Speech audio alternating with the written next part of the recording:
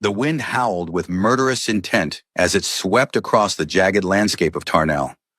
Blood from Florence's forehead trickled down her blue skin, freezing almost instantly against her face. She clutched her sister's hand so tightly that her knuckles turned a deeper shade of blue, pulling the small figure behind her through knee-deep snow. Behind them, the storm consumed their footprints, erasing any evidence of their desperate flight. The medical station loomed ahead, abandoned and dark, their only hope in the merciless wasteland. "It hurts, Flo," 5-year-old Dina whimpered, her small body convulsing with shivers. "I can't feel my feet anymore." The ice crystals had formed a delicate lattice across Dina's face, beautiful and deadly. Florence wiped them away with the corner of her tattered blanket, wincing as the fabric scraped against her own frost-bitten skin. Her hand trembled, not just from the cold, but from fear. 3 days without proper food. 3 days since their father had locked them in with that strange, distant look in his eyes. "Just a little further," Florence whispered, though her 7-year-old frame was barely holding up against the gale-force winds. "See that building? We'll be safe there." A particularly violent gust nearly knocked Dina off her feet. Florence caught her, biting back a cry as pain shot through her bruised ribs, a souvenir from their father's last episode, when he grabbed her too roughly while ranting about invisible enemies. The medical station's door was sealed shut, frozen in place by years of neglect. Florence slammed her shoulder against it repeatedly, each impact sending shock waves of pain through her malnourished body. On the third try, something cracked. Not the door, but something inside her. She ignored it. Survival first, pain later. The mantra her mother had taught her before the accident in the experimental greenhouse. "Help me push, Dina," she urged, positioning her sister's tiny hands against the metal surface. "Together. 1, 2, 3. The door gave way with a shriek of protest, sending both girls tumbling into darkness. Florence scrambled to her feet, dragging Dina inside before shoving her weight against the door to seal out the howling storm. The silence that followed was almost as frightening as the chaos outside. In the suddenly quiet space, Florence could hear her sister's rattling breath, too shallow, too fast. Emergency lights flickered weakly overhead, casting ghastly shadows across abandoned medical equipment. Florence guided Dina toward what appeared to be an examination table. "Climb up. The floor's too cold." Dina obeyed, her movements sluggish and uncoordinated. Dark patches had begun to form on her blue skin, the first signs of severe frostbite. Florence frantically searched the nearby cabinets, finding nothing but empty supply boxes and shattered glass vials. Each empty drawer increased her desperation. Their mother would have known what to do. Their mother would never have let them get to this point. "I'm so hungry, Flo," Dina murmured, her voice fading. "Dad said he'd bring food when he came back." Florence bit her lip hard enough to draw blood, fighting back tears that would only freeze on her cheeks. "I know, Di. I know." She couldn't tell her little sister the truth, that their father might never come back, that the wild look in his eyes when he'd locked the habitat door had frightened her more than the dropping temperature or dwindling food supply. That she'd heard him muttering about them coming to take the research as he'd sealed the door from the outside. Their father, Jill, had changed after their mother's death. The once gentle scientist had grown erratic, unpredictable.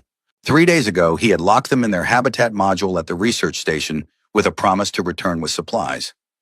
His eyes had been wild, unfocused, as he'd secured the door. "Don't open it for anyone," he'd warned, "not even if they claim to be from Colony Command." He never came back. When the life support systems began to fail and the temperature plummeted, Florence had made the decision to break out. Better to die trying than freeze to death, waiting for a rescue that might never come. She'd used her mother's old access card, hidden in a compartment beneath her bed, a secret her mother had shared, just in case Daddy has one of his bad days. Florence climbed onto the table beside her sister and pulled their shared blanket tighter around them. Body heat, their only resource now. She held Dina close, feeling the cold seeping into her own bones. Her eyelids grew heavy, the temptation to sleep nearly overwhelming. "Tell me a story," Dina whispered, her eyelids drooping dangerously. "No, you have to stay awake," Florence insisted, shaking her sister gently. "Remember what Mom used to say about sleeping in the cold? It's a trick. The cold pretends to be your friend, makes you sleepy, but if you give in, you never wake up," Dina finished automatically, forcing her eyes open. A tear escaped, freezing instantly on her cheek. I miss Mom. Florence swallowed the lump in her throat. I do too. But she taught us how to be strong, remember? And she's watching us from the stars. Like she promised. Dina's voice was small, uncertain.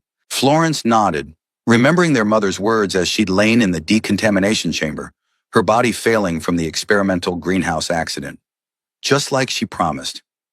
Now let's play a game instead of sleeping. I spy with my little eye. The game continued through the night, becoming increasingly desperate as Dina's responses grew slower, and Florence fought her own exhaustion. By dawn, both girls had fallen into a fitful doze, still clinging to each other on the cold examination table. Florence dreamed of her mother, not the smiling, healthy woman who had taught her about plant genetics, but the pale, gasping figure who had made her promise to watch over Dina when the darkness comes for Daddy. The sound of the door opening jolted Florence awake. She positioned herself protectively in front of Dina, grabbing a sharp piece of broken equipment from the floor, a primitive weapon against whatever threat had found them. Her heart hammered in her chest. Had their father found them? Was it one of the bad people he was always muttering about? A figure stood silhouetted in the doorway, tall and slender against the gray light of Tarnell's sunrise. Florence raised her makeshift blade, her arm trembling with weakness, but her eyes fierce. She thought of the venomous spine wolves that sometimes prowled near the research station, how they always went for the throat. If this stranger meant harm, she would do the same. Stay back. I'll hurt you if you come closer. Her voice cracked, betraying her fear, but she held the jagged shards steady. The figure raised its hand slowly. I'm not here to hurt you. The voice was female, calm but urgent. My name is Cora. I'm a field medic from Outpost 7. I picked up life signs on my scanner during patrol. Florence didn't lower her weapon. Lies had smooth edges, her mother used to say. Truth had rougher ones. Prove it. Cora slowly reached for a badge on her thermal suit, keeping her other hand visible. Medical Corps, Frontier Division. I'm here to help, but you need to let me examine your sister. She's in critical condition. Florence hesitated, glancing back at Dina's still form. The younger girl's breathing had become shallow, her skin displaying alarming dark blue patches. Their mother had shown her medical readouts once, explained how bodies betrayed themselves when they began to shut down. Dina's body was betraying her now. She needs help now, Cora insisted, taking a cautious step forward. Please. Florence lowered the shard, her shoulders slumping with exhaustion and relief. She hasn't eaten in 3 days. Neither of us have. Cora moved quickly once permission was granted, unslinging a medical pack from her shoulder and approaching Dina. Her hands moved with practiced efficiency, checking vital signs and applying emergency thermal wraps to the girl's extremities. Florence watched, alert for any sign of deception, but the medic's movements were confident, professional. Severe hypothermia, malnutrition, early-stage frostbite, she muttered, more to herself than to Florence. She pulled out a nutrient injector and administered it to Dina, then turned to examine Florence. You're not much better off. What happened to your forehead? Hit it when we were running from the storm, Florence said, wincing as Cora cleaned the wound. The antiseptic stung, but the pain was oddly comforting, a reminder that she was still alive. And these? Cora asked, gently touching fading bruises on Florence's arms. Her tone remained neutral, but Florence caught the slight narrowing of her eyes. Florence looked away. The first rule her father had established after her mother's death. What happens at home stays at home. But her father wasn't here, and Dina needed help that Florence couldn't provide alone. Dad gets angry sometimes, since Mom died. Cora's expression hardened, but her touch remained gentle as she treated Florence's injuries. Where is your father now? Don't know. He locked us in our module 3 days ago. Said he'd come back with supplies. When the heating failed, we had to leave. Cora activated her comm unit. Outpost 7, this is Cora. I've located 2 juvenile natives at the abandoned medical station in Sector 4. Condition critical. Request immediate evacuation. Static crackled through the comm before a gruff voice responded. Cora, this is Commander Egbert. Storm fronts intensified. No aerial evac possible for at least 12 hours. Can you stabilize and shelter in place? Cora glanced at the girls, calculating. Affirmative. But these children need proper medical attention ASAP. Any ground transport options? Negative. The ice shelf between your position and the outpost collapsed yesterday. Wait for the storm to break. Understood. I'll establish a perimeter and continue treatment. Cora out. She turned to Florence, her expression softening. You did the right thing, breaking out and seeking shelter. You saved your sister's life. Florence looked down at her hands, blue fingers trembling slightly. Mom always said, when systems fail, people have to adapt. I just did what she would have done. Your mother sounds like a wise woman. She was, Florence's voice cracked. She was developing crops that could withstand Tarnell's soil toxicity. Dad was her research partner. They were going to help feed all the outer colonies. What happened to her? Cora asked gently, preparing another nutrient injection for Florence. Florence flinched as the needle entered her arm, memories flooding back unbidden. Accident in the experimental greenhouse. One of the hybrid plants released spores when it was stressed. The containment system failed. She swallowed hard. She was in decontamination for 6 days before her organs shut down. I'm so sorry, Cora said, and Florence believed her. Not the empty sympathy of the colony officials who'd come to collect data after her mother died, but genuine compassion. After that, Dad changed, Florence continued, the words tumbling out now. Started seeing threats everywhere. Said Mom's research was too valuable, that people wanted to steal it. Her voice dropped to a whisper. He burned all her notes the day after the funeral. Said it was safer that way. Cora unpacked more supplies, creating a makeshift heating unit from emergency thermal cells. That must have been very difficult for you. He has good days sometimes, Florence defended automatically, then stopped herself. At least he used to. A soft moan from the examination table interrupted their conversation. Dina was waking up, her eyes fluttering open. Mom, she murmured, vision unfocused. Cora gently brushed back Dina's hair. No, sweetie. I'm Cora. I'm going to help you and your sister. Dina's gaze drifted to Florence, recognition dawning. Flo found help, she whispered before drifting back to sleep. She'll be okay, Cora assured Florence, wrapping an emergency blanket around the older girl's shoulders. The nutrient injection will help stabilize her until we can get you both to a proper facility. The warmth from the heating unit began to fill their corner of the medical station, thawing their frozen extremities with painful intensity. Florence winced but didn't complain. Pain meant survival. Her mother had taught her that during their wilderness training excursions, how discomfort was often the body's way of fighting back against death. A sudden sound from outside made Cora tense. She moved to the window, peering through the frost-covered glass. Is something wrong? Florence asked, recognizing the shift in the medic's posture. The same alertness her mother used to display when sensing danger in the field. Cora's hand moved to the utility blade at her hip. Probably nothing, just the wind. But it wasn't nothing. Florence recognized the silhouette approaching through the swirling snow. The familiar gait, the distinctive slope of the shoulders. Her stomach clenched with a mixture of relief and dread. It's Dad, she whispered, eyes widening with fear rather than happiness. Cora's expression hardened. Stay here. Don't move. She moved to the door, positioning herself protectively in front of the girls. When Jill reached the entrance, his face was barely visible through his frosted mask, but his voice carried through clearly. I know they are in there. My daughters. Hand them over. I'm Medical Officer Cora from Outpost 7, she replied evenly. The children are under my care now. They're suffering from exposure and malnutrition. Jill took a step forward. You don't understand. It's not safe for them out here. There are people who want to use them to get to me, to my research. The only danger to them right now is their physical condition, Cora countered. They need proper medical attention. I can protect them, Jill insisted, his voice rising. No one else can. They're coming for us all. Florence appeared behind Cora, her small hand clutching the medic's thermal suit. She couldn't help herself. Some part of her still hoped to see recognition, love, the father who used to lift her onto his shoulders to see the stars. Dad, Dina's really sick. We need help. Jill's expression softened momentarily at the sight of his daughter, something like clarity returning to his eyes. For a brief moment, Florence saw him, really him, not the paranoid shell he'd become. Then his gaze hardened again with suspicion. Florence, get your sister and come with me now. This woman doesn't understand what's at stake. Sir, Cora said firmly, you need help too. Come inside, let me examine you. You're one of them, Jill hissed suddenly, his mood shifting like Tarnal's treacherous weather.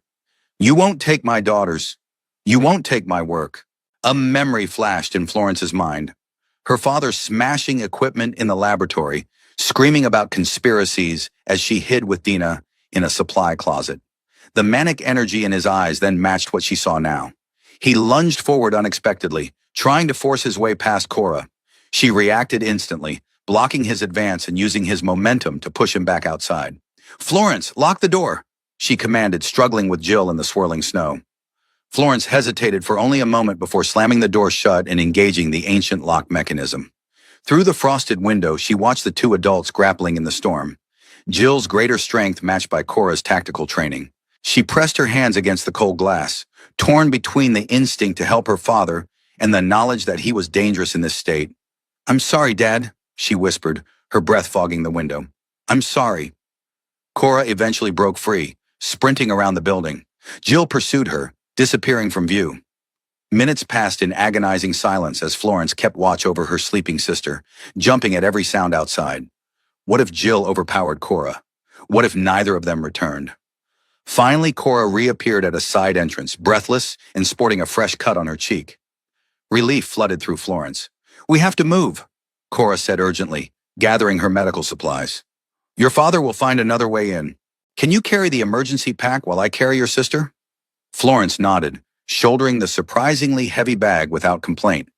Years of helping her mother in the field had taught her to work through physical discomfort. Where are we going? The outpost is too far. Cora lifted Dina, who remained unconscious, wrapped in thermal blankets. There's an old mining tunnel about 2 kilometers east.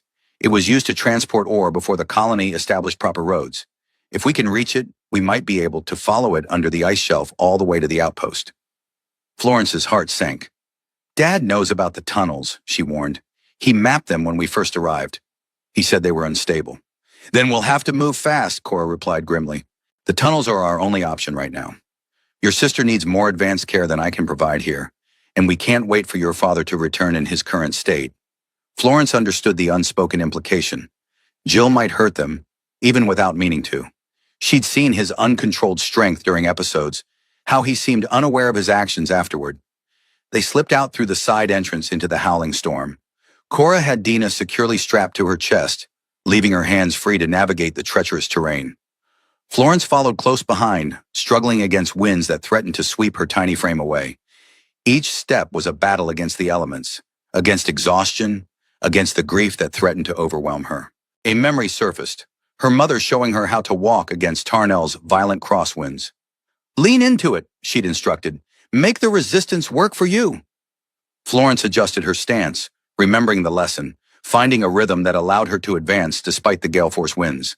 The journey that should have taken 30 minutes stretched into 2 hours of grueling effort.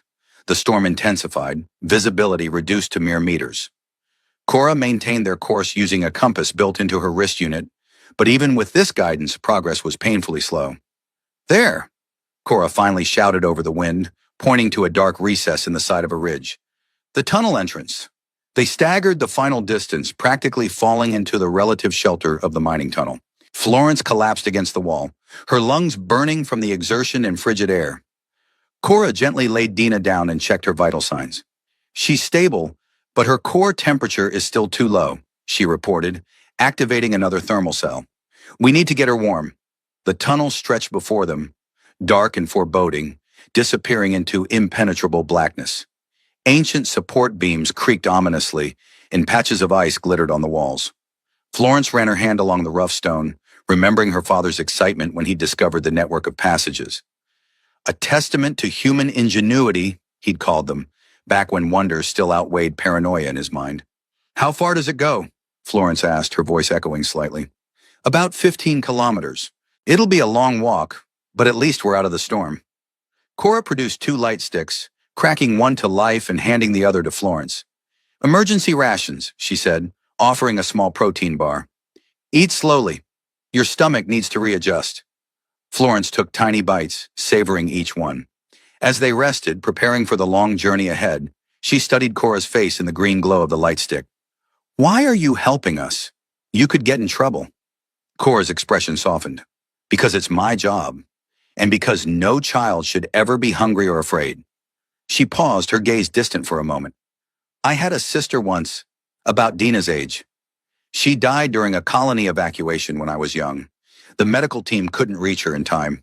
Florence absorbed this, understanding now why Cora had risked so much for two strangers. I'm sorry about your sister. Cora nodded, acknowledgement passing between them. We should move soon. How are you feeling? Strong enough to continue. I'm okay, Florence assured her, though her legs still trembled from exertion. Mom always said our bodies can do more than our minds believe possible. Your mother was right, Cora said with a small smile. She sounds like someone I would have liked to know. A distant sound echoed through the tunnel, the unmistakable crunch of boots on gravel. Cora immediately extinguished her light stick, signaling Florence to do the same. In the sudden darkness, she whispered, Your father. Probably, Florence confirmed, fear evident in her voice. He knows these tunnels better than anyone. Cora considered their options. The tunnel offered only two directions, forward toward the outpost or back to the entrance in the raging storm. With Dinah's condition still precarious, returning to the surface wasn't viable. We continue forward, she decided, but first we need to slow him down. She moved to a section where the tunnel's ancient support structure looked particularly unstable. Using her utility blade, she began to carefully weaken one of the support beams. When he passes this point, I'll trigger a small collapse, she explained quietly. Not enough to cause a cave-in, but enough to delay him. Florence watched with wide eyes. What if it brings down the whole tunnel? It won't. I've had training in structural weaknesses. This section will hold, but it'll create a barrier he'll need time to clear. They continued deeper into the tunnel, moving as quickly as possible while maintaining silence. Cora carried Dinah, whose condition had stabilized but remained concerning. Occasionally, the child would whimper in her unconscious state, haunted by dreams or pain, and each sound tore at Florence's heart. After an hour of cautious progress, they heard Jill approaching the trap Cora had set. She signaled Florence to stop, producing a small remote trigger from her pack. Cover your ears, she whispered. The controlled explosion was more vibration than sound, a dull thump that sent tremors through the rock around them. From behind came the crash of falling debris and a shout of surprise and anger. Dad! Florence gasped, instinctively starting to turn back. Cora grasped her shoulder firmly. No, Florence. He'll be okay. The collapse wasn't designed to hurt him, just slow him down. But we need to keep moving. Tears welled in Florence's eyes as she nodded, understanding but conflicted. She followed Cora deeper into the tunnel, each step taking them further from her father but closer to safety for Dina. Her mother's voice seemed to echo in her mind. Sometimes the hardest choice is the right one. They pressed on, the tunnel gradually sloping downward. The air grew warmer as they descended deeper beneath the ice shelf, a welcome relief after the surface temperatures. Florence found her strength returning slightly with the warmth in the protein bar, though exhaustion still pulled at her limbs. Cora, she said suddenly, I think Dina's waking up. They paused as the younger girl stirred in Cora's arms, her eyelids fluttering. When she opened them, confusion clouded her features. Where are we? Where's Dad? We're going somewhere safe, Florence assured her. Cora's helping us. Dina's gaze shifted to the medic holding her. My hands hurt. Cora carefully examined Dina's fingers, relieved to see blood flowing back into the previously frostbitten extremities. That's actually a good sign. It means they're warming up. A distant crash echoed through the tunnel, far too close for comfort. He's getting through faster than I expected, Cora muttered, concern evident in her voice. Can you walk, Dina? We need to move quickly. The little girl nodded bravely, though her legs trembled when Cora set her down.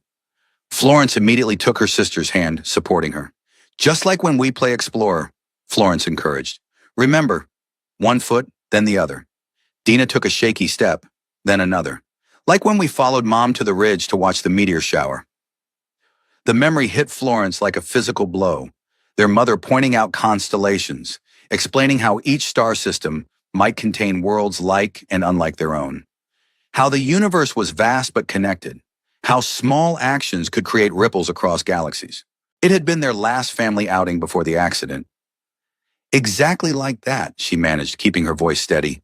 You were so brave then, too. They resumed their journey at an agonizing pace, Dina's small legs unable to match their earlier speed. Cora constantly checked behind them, her expression growing more worried with each passing minute.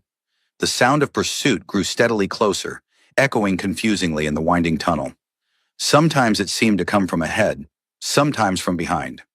The tunnel network splits in several places, Florence explained, noticing Cora's confusion. Sound travels strangely here. Dad used to say it was like the tunnels were alive, playing tricks on intruders. This information gave Cora an idea.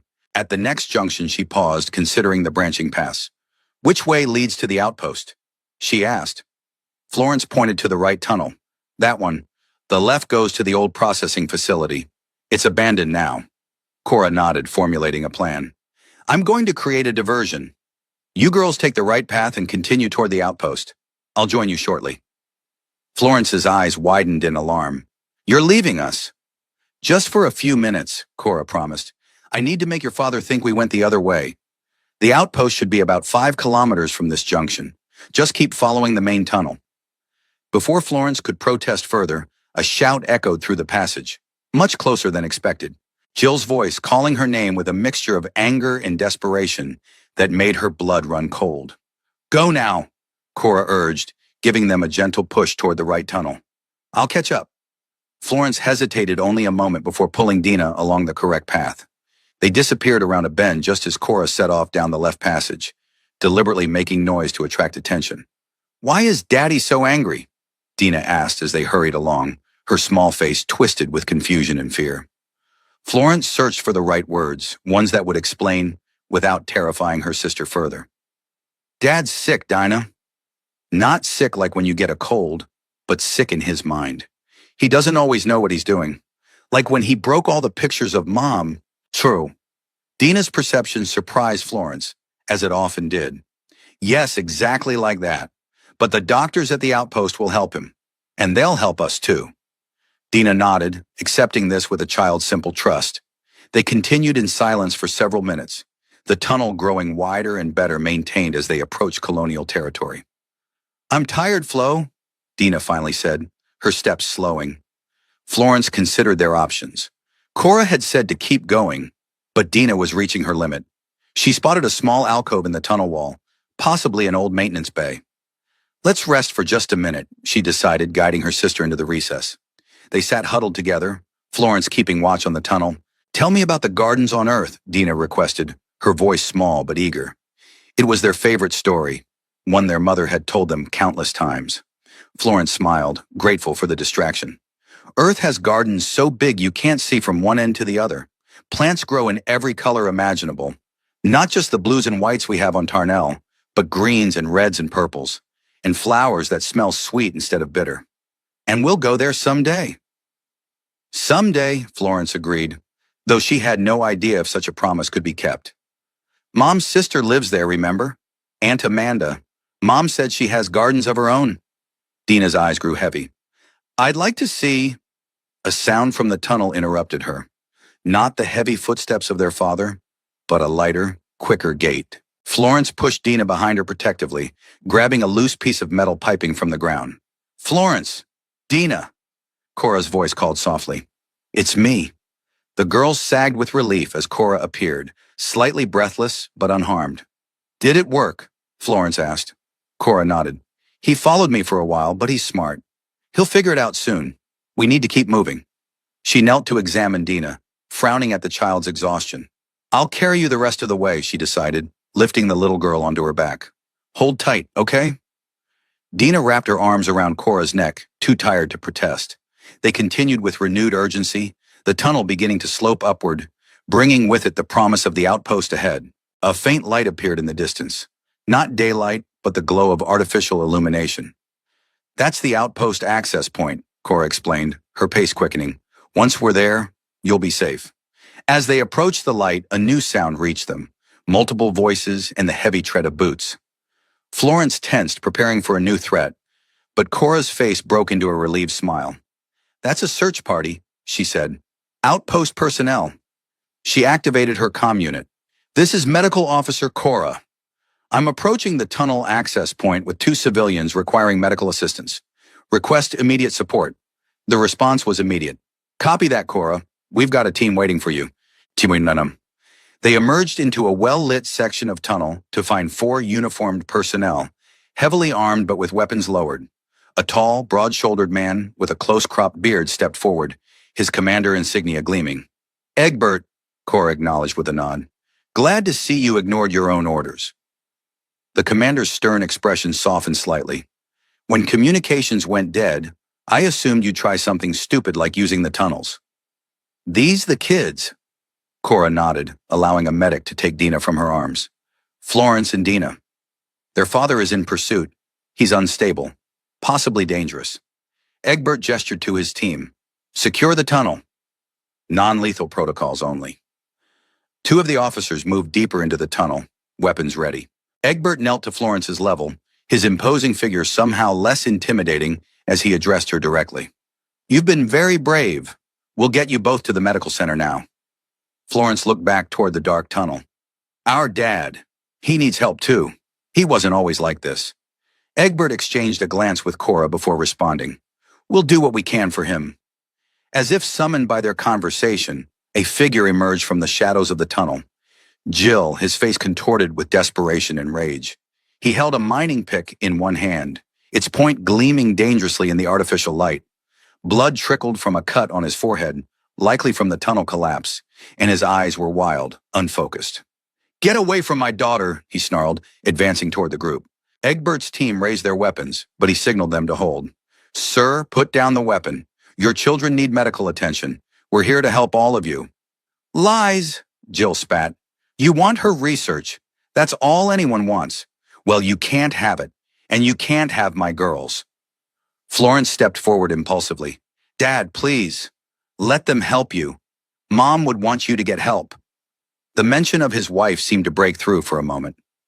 Jill's expression faltered, confusion replacing rage. Jasmine. Mom is gone, Florence said gently. Remember. But she'd want us to be safe. She'd want you to be well again. Something shifted in Jill's eyes. Recognition, perhaps, or a moment of clarity. But it was fleeting. The paranoia returned, stronger than before. They got to you, he whispered, betrayal etched in his features. They turned you against me. He lunged forward suddenly, swinging the pick with surprising speed. Egbert dodged, drawing his own weapon, a stun baton that crackled with electrical energy. Get the children out of here, he ordered without taking his eyes off Jill. Cora hurried Florence toward the exit, where Dina was already being attended to by the medical team. Behind them, the sounds of struggle echoed through the tunnel. Dad, Florence cried, trying to look back, but Cora kept her moving forward. Commander Egbert will help him, she assured the girl. The best thing you can do for your father now is to get safe and healthy. The confrontation behind them intensified. Florence heard her father's voice, now pleading rather than threatening. My girls, please. They're all I have left of her. Then came the distinctive sound of a stun weapon discharging. A cry of pain. Silence. Florence stopped, refusing to move further despite Cora's gentle pressure. I need to know if he's okay. Cora hesitated, then nodded. Stay here. She jogged back toward the tunnel entrance, disappearing from view. Florence waited, counting her heartbeats, fighting the urge to follow. When Cora returned, her expression was carefully composed. Your father is unconscious but stable. Commander Egbert had to use his stun baton, but the medical team is looking after him now. He didn't want to hurt us, Florence said quietly. Not really. He just doesn't know what's real anymore. Cora placed a hand on her shoulder. I know mental illness is complicated, Florence. Your father loves you very much, but right now, he can't take care of you. He needs help himself. Florence nodded, allowing Cora to guide her the rest of the way. The medical center at Outpost 7 was small but well-equipped. Florence and Dina were examined thoroughly, treated for their injuries, and given proper nutrition. Hours passed as they rested under the watchful eye of the outpost chief physician. Cora appeared in the doorway of their recovery room, her own injuries now treated, a fresh uniform replacing her weather-worn gear. How are they? She asked the attending nurse. Remarkably resilient, the nurse replied with admiration. The younger one will need dermal regeneration for her frostbite, but they should make a full physical recovery. And their father. The nurse lowered her voice, but Florence could still hear. Sedated. Dr. Barrett is conducting a full psychological evaluation, but initial assessment suggests severe paranoid delusions, possibly triggered by trauma. The commander wants him transferred to a specialized facility once he's stable for transport. Florence sat up in her bed. What about our dad? Is he okay? Cora approached, sitting on the edge of the bed. He's being treated, too. Commander Egbert had to subdue him, but he wasn't seriously injured. Can we see him? Cora hesitated. Not yet, Florence. Your father is not well. The doctors are helping him, but it will take time. Dina stirred in the next bed, her small voice hopeful. But he'll get better, right? Like Mom said he would. The question hung in the air, weighted with childish optimism that neither adult wanted to shatter. Cora chose her words carefully. The doctors will do everything they can. Right now, we need to focus on getting you both healthy and deciding what comes next. Florence's perceptive gaze met Cora's. We can't go back to him, can we? That's not my decision to make, Cora admitted. But no, I don't think that would be safe right now. Tears welled in Florence's eyes, but she blinked them away with determination beyond her years. I knew. I think I've known for a long time that something was wrong with him, ever since Mom died. Dosunum, she remembered the first time she'd noticed the change. How her father had spent 3 days in his laboratory without sleeping after the funeral, emerging with bloodshot eyes and wild theories about corporate sabotage. How he'd gradually withdrawn from their colony neighbors, installing extra security systems, keeping the girls inside for their protection. How his gentle scientific curiosity had twisted into obsession and suspicion. Commander Egbert appeared in the doorway, his presence filling the small room. Despite his intimidating stature, his voice was gentle as he addressed the girls. Your father will be transferred to a specialized facility on the main colony world. He needs help that we can't provide here on Tarnel. What about us? Sarah and Florence asked, instinctively pulling Dina closer. We don't have anyone else. Egbert exchanged a glance with Cora before continuing. Actually, that's not entirely true. We've been searching colony records since you arrived. Your mother listed an emergency contact in her personnel file, her sister on Earth. We've managed to establish communication with her. Hope flickered in Florence's expression. We have an aunt. Amanda Morgan, Egbert confirmed. Your mother's younger sister. She's a botanist too, continuing your mother's work on Earth. She was very emotional when we told her about you. She didn't know about us? Florence asked, confused. Communications with Tarnel have been spotty since the magnetic storm started 3 years ago, Egbert explained. Many personal messages never made it through. From what we can gather, your mother's last correspondence with her sister was before your father's condition deteriorated. She's already making arrangements to come for you, Cora added. Until she arrives, you'll stay here at the outpost under my supervision, if that's acceptable to you both. For the first time since they'd been found, Dina smiled. Like Mom. Very much like your mother, from what I understand, Egbert said. Until she arrives, you'll stay here at the outpost under Cora's supervision, if that's acceptable to you all. Cora looked surprised but nodded immediately. Of course. Later that night, when Dina had fallen asleep, Florence lay awake, processing everything that had happened. The room was warm, almost uncomfortably so after years of adaptation to Tarnel's frigid climate. The unfamiliar feeling of safety was equally disconcerting. A soft knock at the door preceded Cora's entrance. She carried a small holopad, her expression solemn. You should be sleeping, she said gently, but I thought you might want to see something. She sat on the edge of Florence's bed and activated the holopad. An image appeared. A woman with the same blue-tinted skin as Florence and Dina, her features strikingly similar to their mother's. Her hair was lighter, her face more angular, but the resemblance was unmistakable. That's your Aunt Amanda, Cora explained. She recorded this message for you when we made contact. Florence touched the screen tentatively. She looks so much like Mom. Cora nodded. Would you like to hear her message? At Florence's nod, she activated the recording. Amanda's voice filled the small room, warm and emotional. Florence, Dina? I can hardly believe I'm speaking to you. I didn't know. I swear I didn't know what was happening. The last message I received from Jasmine was over 2 years ago, and she mentioned nothing about difficulties. Her voice broke.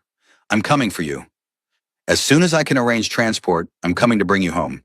Your mother was everything to me, and now you are too. Please know that you are not alone.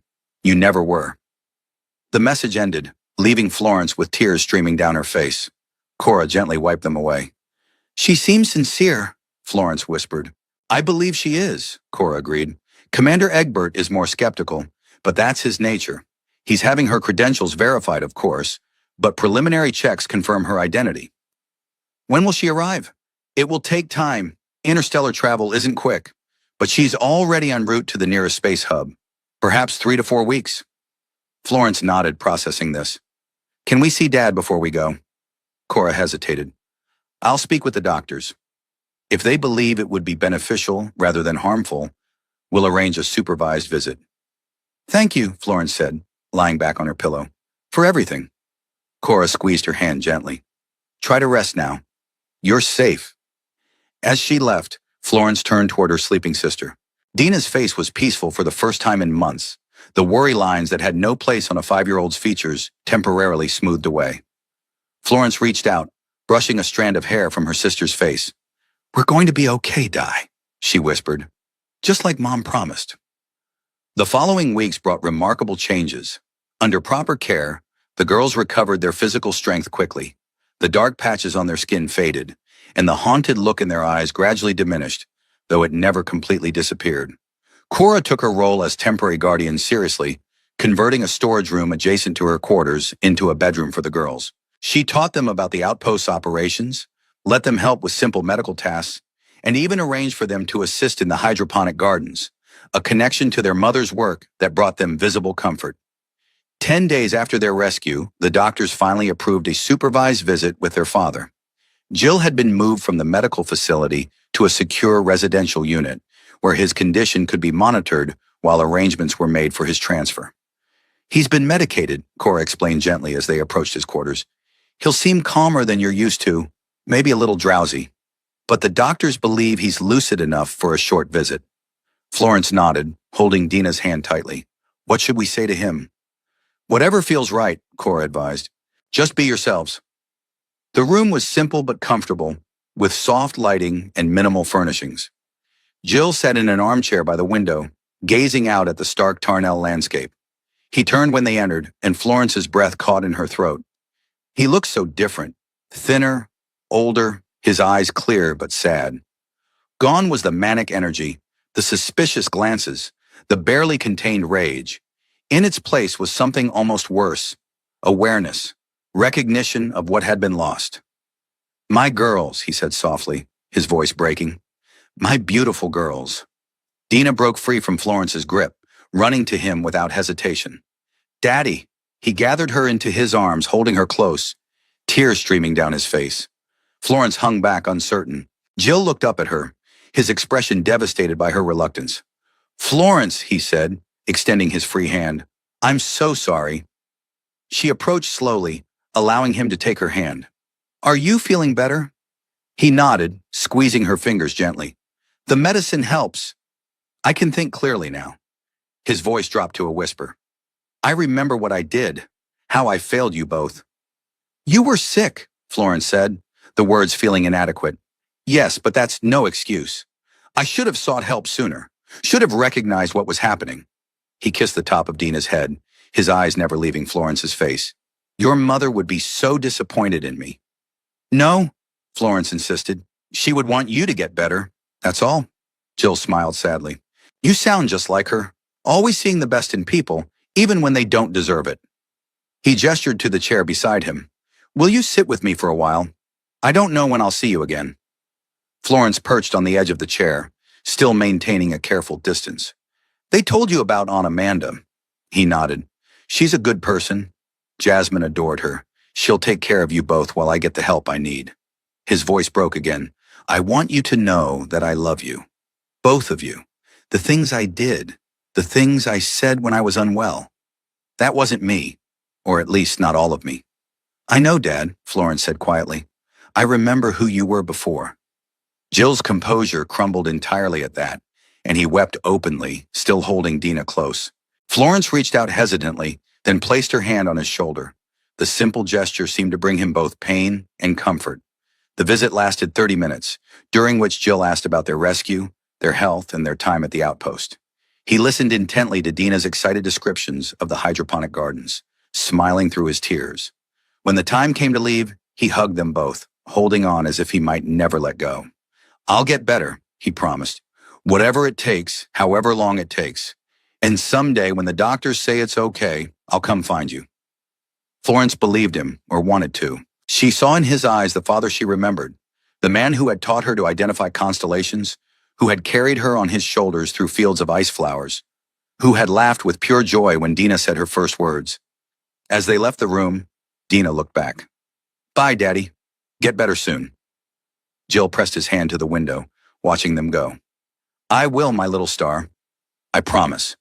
In the corridor, Cora waited, her expression questioning. "Okay." Florence nodded, feeling both lighter and heavier. "Okay." The remainder of their time on Tarnell passed in a blur of preparation. Arrangements were made for their transport, their meager possessions were packed, and Cora helped them prepare for the journey to Earth, a planet neither of them had ever seen. "Is it really as colorful as Mom said?" Dina asked one evening as Cora showed them images on her holopad. "Even more so," Cora assured her. "These images don't capture the true vibrancy. The first time I visited Earth, I had to wear tinted glasses because my eyes couldn't adjust to all the greens and blues and reds." "Will we need special glasses?" Florence asked practically. "No, you'll adapt quickly. Your mother's genetic modifications would have been passed to you both. Enhancements to help humans thrive on frontier worlds like Tarnell, but designed to maintain adaptability to Earth conditions." "Is that why we're blue?" Dina asked, examining her azure-tinted skin with renewed interest. Cora smiled. "Partly. The blue pigmentation helps with ultraviolet radiation protection and improves oxygen absorption in thin atmospheres. On Earth, it will gradually fade to a lighter blue, almost turquoise." "I like being blue," Dina declared. "You'll still be blue," Cora assured her, "just a different shade." 23 days after their rescue, a message arrived from the Interplanetary Transit Hub. Amanda Morgan had arrived and would reach Tarnell within 48 hours. The news sent the girls into a whirlwind of emotions, excitement, anxiety, and a strange sense of loss. Their time with Cora was coming to an end. "What if she doesn't like us?" Dina worried as they prepared for bed that night. Florence, who had been folding their newly issued clothing, paused. "She's Mom's sister. She'll like us. But what if we don't like her?" It was a question Florence had considered herself. "Then we'll learn to, I guess. Just like we learned to like the protein supplements here." She made a face and Dina giggled. "Will Cora come with us?" Dina asked, her smile fading. Florence glanced toward the doorway, where Cora had paused, clearly having overheard. Their temporary guardian entered the room, sitting on the edge of Dina's bed. "Actually," she said, "I've been meaning to talk to you both about that. Commander Egbert has approved my request for extended leave.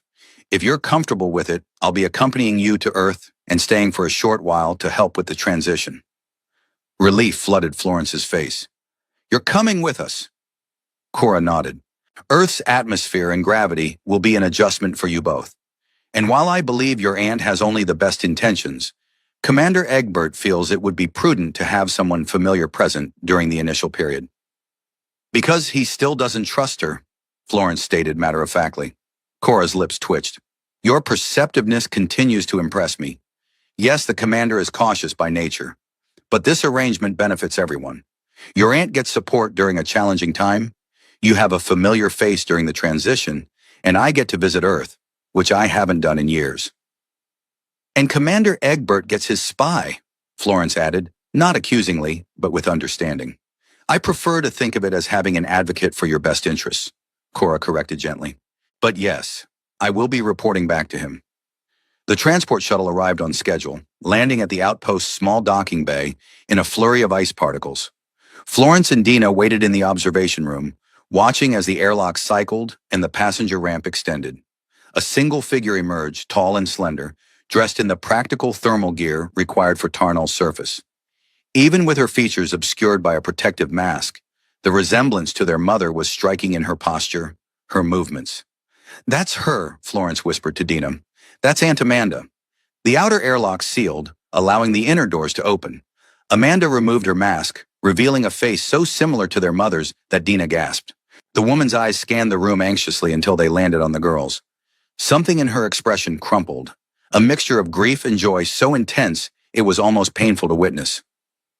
"Florence, Dina," her voice trembled slightly. "I'm your Aunt Amanda."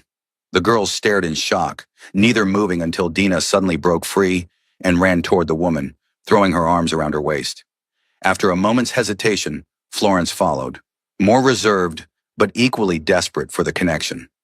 Amanda knelt, embracing them both, tears streaming freely down her face.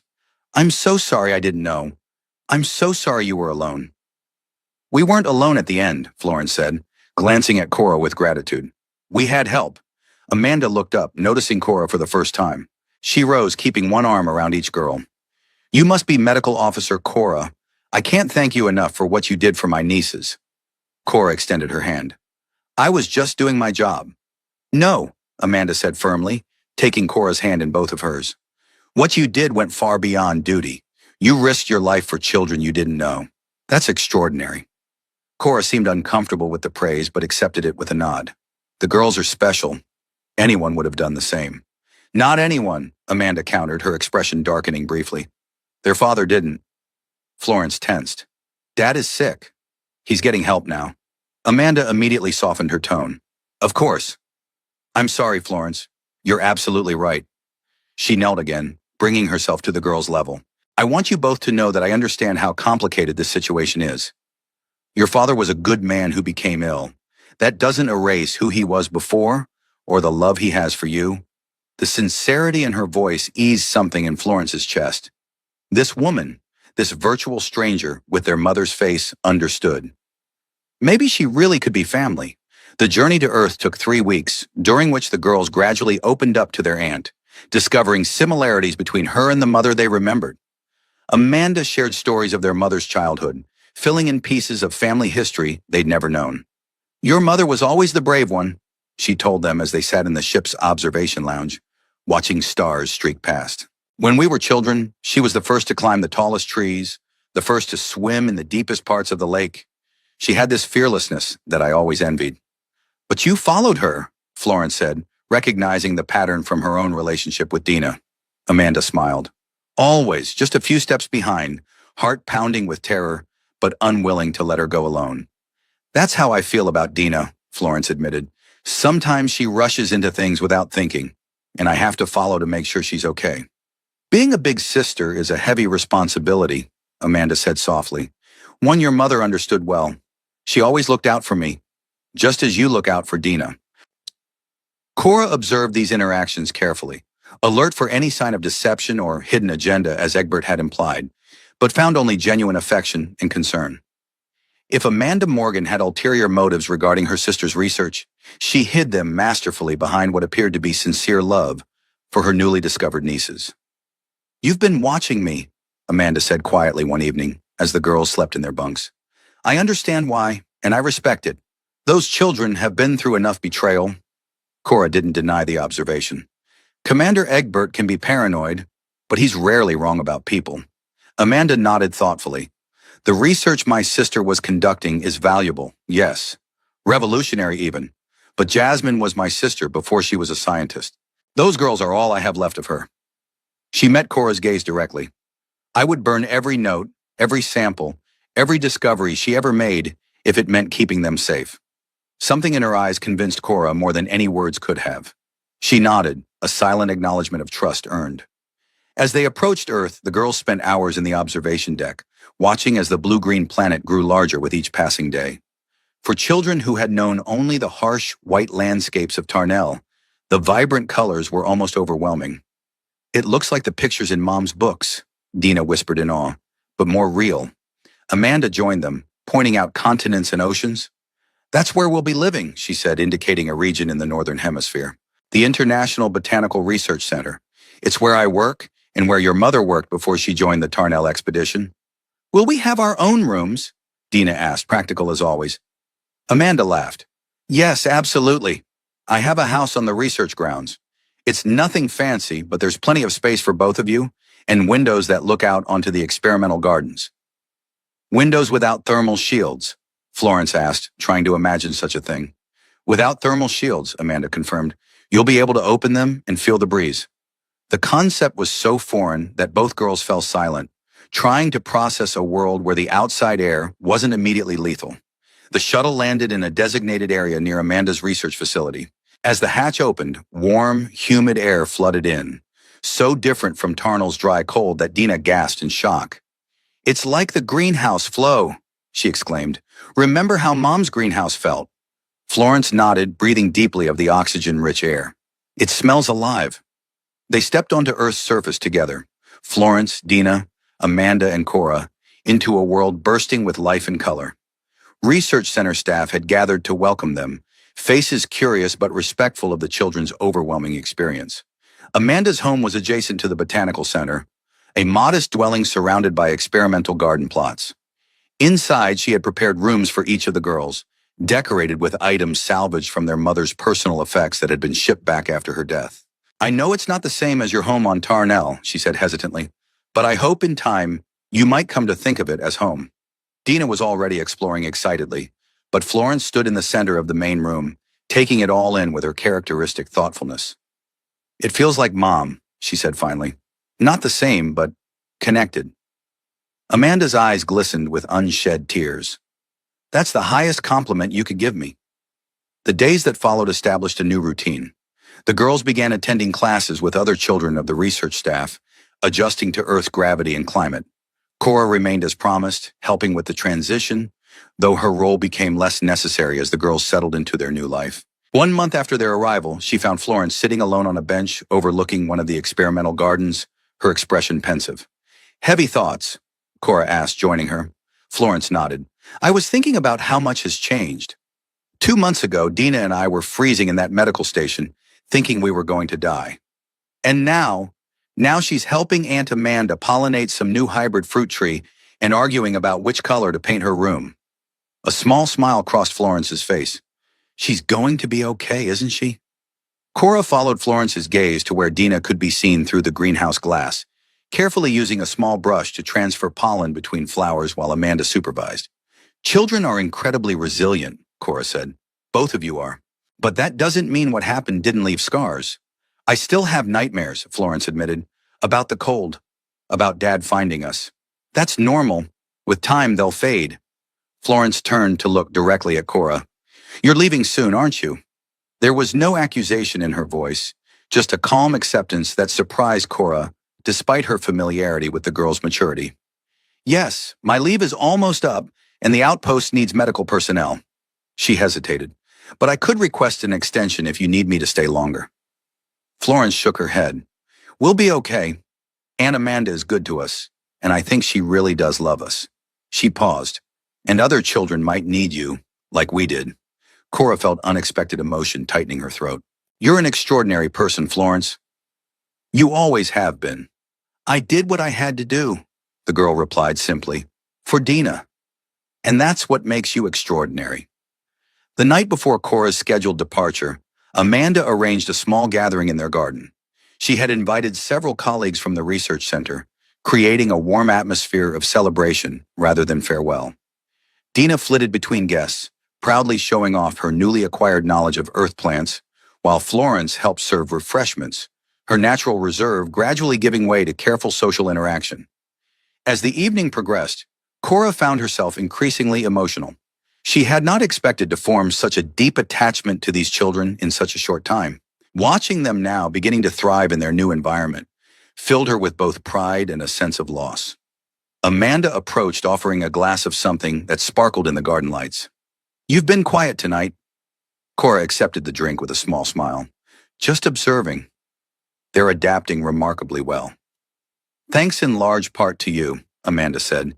"You gave them stability when they needed it most." She paused, glancing toward Florence, who was engaged in serious conversation with a senior researcher. "Especially that one. She trusts you in a way she doesn't trust me yet." "Give her time," Cora advised. "Florence carries more responsibility than any child should have to bear. She spent so long being the protector that she's forgotten how to be protected." Amanda nodded thoughtfully.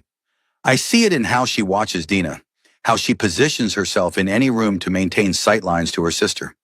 It breaks my heart. It should ease with time, as she learns that she's safe here, that you're reliable." "I hope so." Amanda's expression grew serious. "I want you to know that you'll always be welcome here, Cora. The girls need continuity, connection to their past, and I suspect you might want to check on them occasionally yourself." Cora smiled, acknowledging the truth in this. "I might find myself in Earth's vicinity from time to time." "Good," Amanda said simply. "We'll keep your room ready." Later, as the party wound down, Cora found herself alone with the girls in the garden. The night was warm, filled with sounds entirely foreign to Tarnell. Insects chirping, leaves rustling in a gentle breeze. "I have something for each of you," she said, producing two small packages. Just a small, going-away present. Dina tore into hers immediately, revealing a small, handheld device. "What is it?" she asked, turning it over curiously. "It's a bioscanner," Cora explained. "A simple one, designed for botanical fieldwork. I thought you might enjoy analyzing the plants in your aunt's garden." Dina's face lit up. "Like Mom's scanner. Can I try it now?" "Tomorrow," Cora laughed. "It's too dark now." Florence opened her package more carefully, revealing a slender metal object. "A real compass," she breathed, recognizing it immediately. "Not just any compass," Cora said. "This one is calibrated to show both Earth's magnetic north and, when you press this button, the direction of Tarnell. No matter where you go on Earth, you'll always know where you came from." Florence traced the etched surface with her finger, finding an inscription. "The strongest hearts are forged in the coldest places." "Thank you," she whispered, her voice thick with emotion. "I'll keep it forever." The day of Cora's departure arrived with mixed emotions. Amanda had arranged a small gathering to thank her for her service to the family, presenting her with a specially cultivated plant developed from Jasmine's original research. "It can survive in almost any environment," Amanda explained, "much like you." As the transport prepared for departure, final goodbyes were exchanged. Dina hugged Cora fiercely, extracting a promise to send messages regularly. When it was Florence's turn, the girl seemed to struggle with what to say. "Thank you," she finally whispered, "for finding us, for believing us, for everything." Cora knelt to her level. "You found me, Florence. Your courage brought you through that storm to where I could find you. Never forget that." The transport rose into Earth's blue sky, carrying Cora back to the stars and the frontier that needed her. On the ground below, two small figures waved until the ship was just a speck in the atmosphere. Florence took Dina's hand as they turned back toward their new home. Above them, Earth's warm sun cast no ice crystals in the air. No biting wind threatened to steal their breath. The path ahead was clear and bright. "Come on," Florence said, squeezing her sister's hand. "And Amanda's waiting for us." They walked together toward the research center where their aunt was visible in the doorway. Behind them, unseen, their footprints remained undisturbed in the soft earth soil. No storm to erase their passage, no cold to threaten their existence. Just the promise of tomorrow and all the tomorrows after. 6 months later, a message arrived from the specialized treatment facility where Jill had been transferred. The doctors reported significant progress. Medication had stabilized his condition, therapy had helped him process the trauma of his wife's death, and he was beginning to rebuild his scientific career under careful supervision. Attached to the clinical report was a personal message, which Amanda shared with the girls one evening after dinner. "My dearest Florence and Dina," she read, her voice gentle, "the doctors tell me you are thriving on Earth with your aunt, which brings me more joy than I can express. I think of you every day and work hard to get better, not just for myself, but for you. I want to be the father you deserve. The father I was before illness took me away from myself." Dina leaned against Florence, listening intently. Amanda continued, "I've enclosed something for each of you. For Dinah, a crystal I found in the rehabilitation garden. It reminds me of the ice formations we used to admire outside our habitat window. And for Florence, your mother's research journal. The doctors think it's important that I let go of the past to build a healthier future, and these pages belong with you, not me. Your mother's work was important, but never as important as you both were to us. I hope someday you'll read her words and understand the brilliant woman she was." Amanda paused, her eyes meeting Florence's across the table. "He's included the journal in a separate package. Would you like to see it now or wait until you're ready?" Florence considered this. "I think I'd like to wait. Just a little longer." Amanda nodded understandingly. "Whenever you're ready, it will be here." She finished reading the letter. "With love and hope for our future, your dad." That night, after Dina had fallen asleep, Florence sat by her open window, feeling the warm earth breeze against her face. She held the compass Cora had given her, pressing the button to illuminate the needle that pointed toward distant Tarnell. The planet was invisible to the naked eye from Earth, but knowing its direction gave her comfort. From her pocket, she withdrew a small, worn photograph, Her mother, father, Dina, and herself standing together outside their research habitat, all bundled in thermal gear but smiling. It had been taken before her mother's accident, before everything changed. She traced their faces with her finger, remembering. The pain was still there, but it had transformed into something different.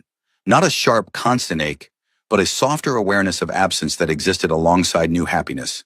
Her father was getting better, Dina was thriving, and she herself was learning, slowly, to be a child again rather than just a protector. Somewhere across the galaxy, on a distant frozen world, an abandoned medical station stood silent witness to their survival against impossible odds.